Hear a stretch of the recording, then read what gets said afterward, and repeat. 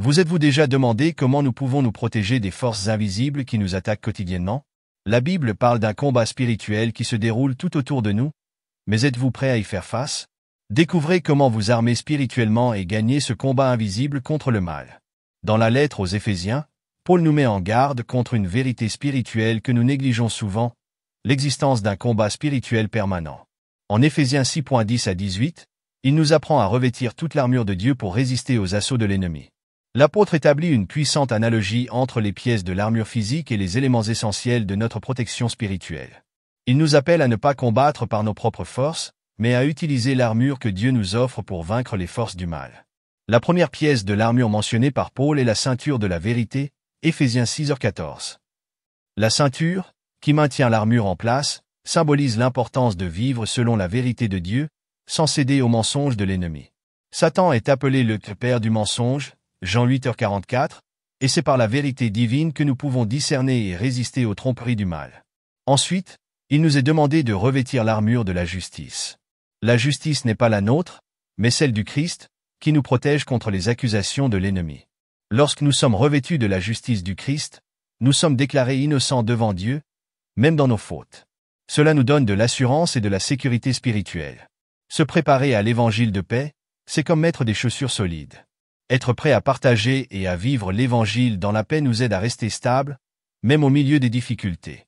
La paix qui vient du Christ nous permet de marcher fermement, sans vaciller, parce que nous savons qu'il est notre fondation. Une autre pièce fondamentale est le bouclier de la foi, qui sert à éteindre les flèches enflammées du malin. L'ennemi nous lance souvent des doutes, des peurs et des tentations, mais c'est par la foi en Dieu que nous pouvons résister à ces attaques. La foi n'est pas seulement une croyance passive, mais une confiance active dans la protection et les soins de Dieu, même lorsque les circonstances semblent défavorables. Le casque du salut protège notre esprit, l'une des zones les plus vulnérables dans une bataille spirituelle. Satan cherche à attaquer nos pensées, à semer le doute et le découragement. Le casque du salut nous rappelle notre identité en Christ et la promesse de la vie éternelle, ce qui nous permet de rester fermes malgré les pressions extérieures. Enfin, l'épée de l'esprit, qui est la parole de Dieu, est la seule arme offensive de l'armure. Avec elle, nous pouvons combattre directement les mensonges et les tentations de l'ennemi, comme Jésus l'a fait lors de ses tentations dans le désert, Matthieu 4, 1-11. Connaître la parole et l'utiliser comme une épée nous permet de nous défendre et d'avancer contre le mal. Revêtir l'armure de Dieu est donc essentiel pour tout chrétien. Il ne s'agit pas d'une armure physique, mais d'une préparation spirituelle constante, nécessaire pour résister aux forces invisibles du mal. Lorsque nous revêtons cette armure, nous sommes protégés et capables de surmonter toutes les attaques que l'ennemi peut tenter contre nous. La prière est l'une des armes les plus puissantes dont dispose le chrétien dans le combat spirituel. En Éphésiens 6h18, juste après avoir décrit l'armure de Dieu, Paul souligne l'importance de la prière comme partie intégrante de cette préparation. Priez en tout temps par l'Esprit, avec toutes sortes de prières et de supplications, et veillez à cette fin avec toute la persévérance et les supplications nécessaires pour tous les saints. La prière n'est pas simplement un acte de dévotion, c'est une ligne directe avec Dieu, une communication essentielle pour obtenir force et direction lors des confrontations spirituelles. La prière nous relie à la puissance de Dieu et nous place dans la bonne position pour affronter les forces du mal. Lorsque nous sommes en prière constante, nous restons alertes et vigilants, sensibles à ce que le Saint-Esprit nous révèle. Éphésiens 6h18 nous enseigne à prier, dans l'Esprit, c'est-à-dire en laissant le Saint-Esprit guider nos prières. Cela nous aide à intercéder efficacement, selon la volonté de Dieu, et à gagner en discernement pour identifier les attaques de l'ennemi. En outre, la prière nous fortifie dans les moments de faiblesse. Dans 1 Thessaloniciens 5h17, il nous est demandé de prier sans cesse. Cette pratique continue nous rend inébranlables face à l'adversité. Le combat spirituel est souvent invisible, mais ses effets peuvent être ressentis dans notre vie quotidienne à travers les tentations, les tribulations et les attaques contre notre foi. La prière quotidienne et persistante est ce qui nous permet de résister et de ne pas céder au découragement.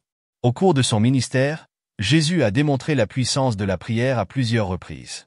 Dans le jardin de Gethsémani, il a prié avec ferveur avant d'être crucifié, Luc 22, 39-46. Cette prière a été un moment décisif, où Jésus a cherché la force et la soumission à la volonté du Père dans l'un des moments les plus difficiles de sa vie. Si Jésus lui-même, le Fils de Dieu, s'est appuyé sur la prière pour gagner sa bataille la plus difficile, combien plus avons-nous besoin de faire de même dans nos luttes spirituelles? Un autre exemple est la bataille spirituelle à laquelle Jésus a été confronté dans le désert, lorsqu'il a été tenté par Satan, Matthieu 4, 1-11. Avant ce moment, Jésus a passé 40 jours et 40 nuits à prier et à jeûner, se préparant spirituellement à faire face aux assauts de l'ennemi. La prière, combinée à la connaissance de la parole de Dieu, a été la clé qui a permis à Jésus de résister aux tentations de Satan.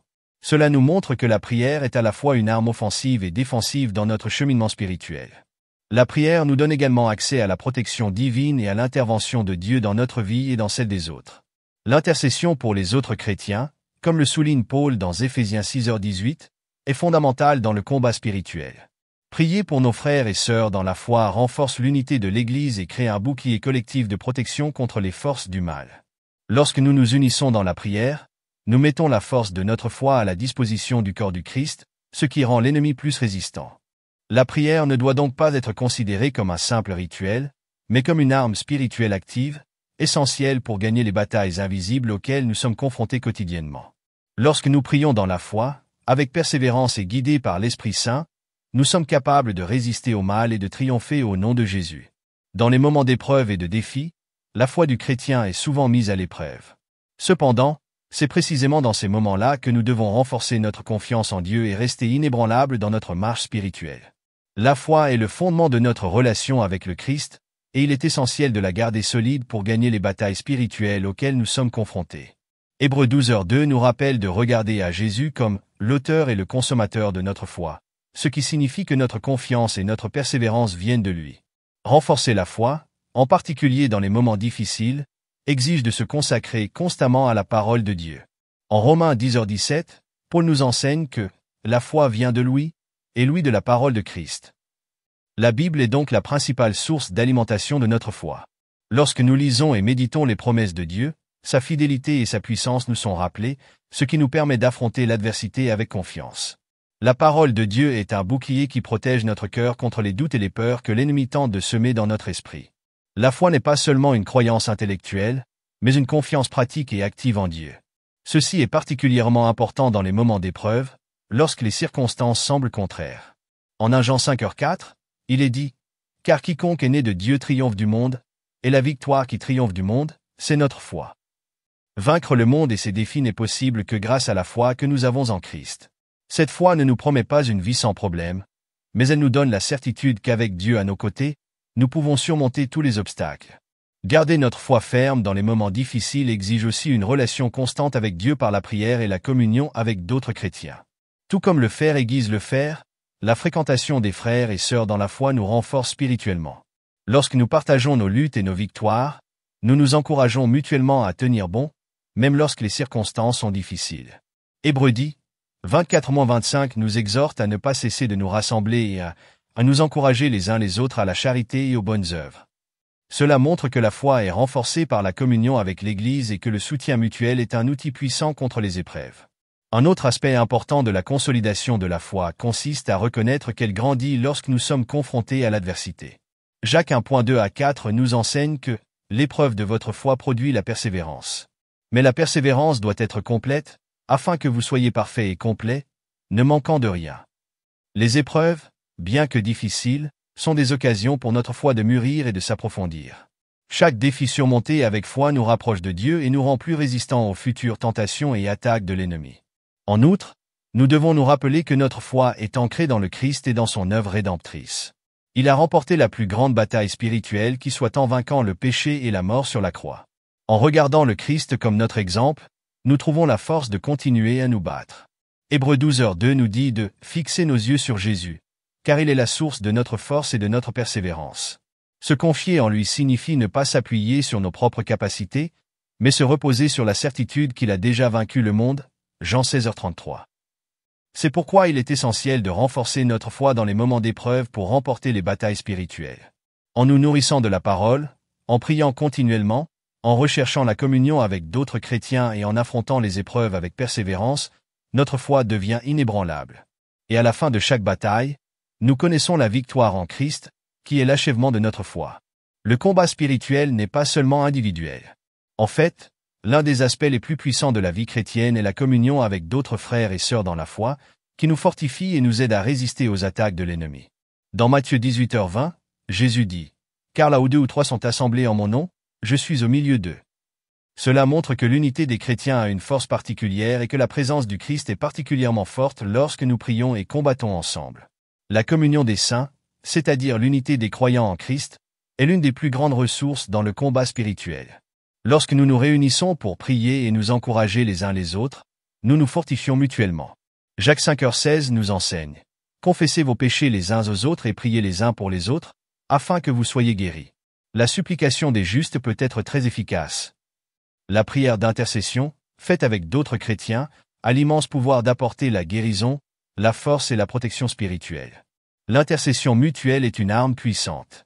En priant les uns pour les autres, on crée une barrière de protection spirituelle autour des frères et sœurs en Christ, ce qui les aide à résister aux tentations et aux difficultés. L'ennemi tente d'isoler le chrétien en lui faisant croire qu'il est seul dans ses luttes, mais la communion fraternelle nous rappelle que nous faisons partie d'un corps plus grand, le corps du Christ, et que nous ne sommes pas seuls. Éphésiens 4.16 décrit l'Église comme un corps s'aidant les uns les autres selon la juste coopération de chaque partie, ce qui souligne l'importance d'être en contact les uns avec les autres. En outre, la communion avec d'autres croyants est une source d'encouragement. Dans les moments d'épreuve, il est facile de se sentir découragé et faible, mais en partageant nos luttes avec d'autres frères et sœurs, nous recevons des paroles d'espoir et de foi.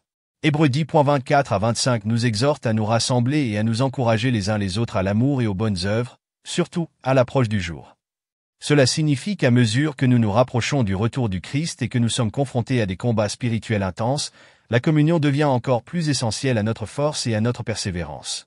La force de la communion est ressentie de plusieurs manières. Tout d'abord, il y a le soutien émotionnel et spirituel, où les frères et sœurs dans la foi peuvent nous écouter, nous conseiller et prier pour nous en temps de crise. Deuxièmement, il y a l'exemple pratique de la vie d'autres chrétiens qui ont traversé des épreuves similaires et qui ont vaincu par la foi. Leur récit de victoire nous incite à continuer à nous battre. Lorsque nous sommes témoins de la fidélité de Dieu dans la vie des autres, notre foi est renouvelée et fortifiée. Une autre fonction importante de la communion des saints est la responsabilité. Dans la bataille spirituelle, il est facile de tomber dans des pièges subtils, c'est pourquoi nous avons besoin de frères et de sœurs en Christ qui sont prêts à nous corriger avec amour et à nous aider à rester concentrés. Galates 6h nous demande de restaurer ceux qui sont tombés dans un esprit de douceur, ce qui montre que la communion fraternelle implique également de confronter le péché et d'offrir un soutien à ceux qui ont besoin de se remettre sur pied. Par conséquent, la communion des saints est un élément essentiel de notre préparation au combat spirituel. L'unité dans la prière et l'encouragement mutuel sont des éléments qui nous donnent la force de résister à l'ennemi et de persévérer dans la foi. En nous unissant comme un corps, nous sommes plus forts que nous ne le sommes seuls, et la présence du Christ au milieu de nous permet de surmonter n'importe quel obstacle. Une vigilance constante est une nécessité pour tout chrétien qui veut résister aux attaques de l'ennemi et tenir bon dans le combat spirituel. Dans 1 Pierre 5h8, nous sommes avertis: soyez sobres et vigilants. Votre adversaire, le diable, rôde comme un lion rugissant, cherchant qui dévorer. Cette image du lion qui rôde souligne l'urgence d'être toujours vigilant, car l'ennemi cherche constamment à nous détourner du chemin de Dieu.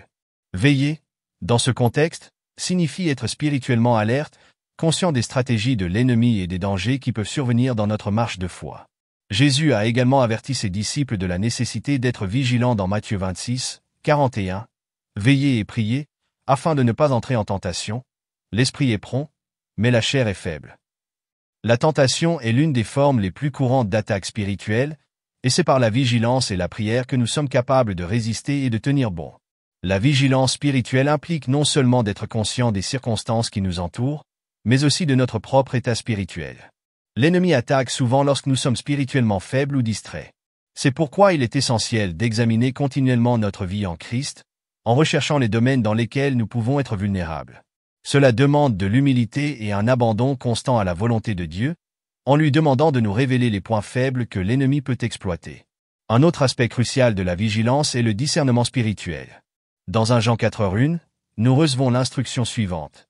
Bien-aimés, n'ajoutez pas foi à tout esprit, mais éprouvez les esprits pour savoir s'ils sont de Dieu, car beaucoup de faux prophètes sont sortis dans le monde. Le discernement nous aide à identifier quand nous sommes influencés par des mensonges, de fausses doctrines ou des tentations qui peuvent sembler inoffensives à première vue. Grâce au Saint-Esprit et à la parole de Dieu, nous pouvons développer ce discernement pour éviter de tomber dans des pièges spirituels. Veiller, c'est aussi se préparer au retour du Christ. Dans Matthieu 24h42, Jésus dit: « Veillez donc, car vous ne savez pas en quel jour votre Seigneur viendra. » La vigilance ne consiste pas seulement à se défendre contre l'ennemi, mais aussi à vivre dans l'attente active du retour du Christ. Cela nous amène à vivre chaque jour avec un but précis, en cherchant à faire la volonté de Dieu et en évitant les distractions qui peuvent nous éloigner de la mission qu'il nous a confiée. Une vigilance constante nous évite d'être surpris par les attaques de l'ennemi. Le diable essaie de nous prendre par surprise, en profitant des moments de faiblesse, de doute ou de distraction.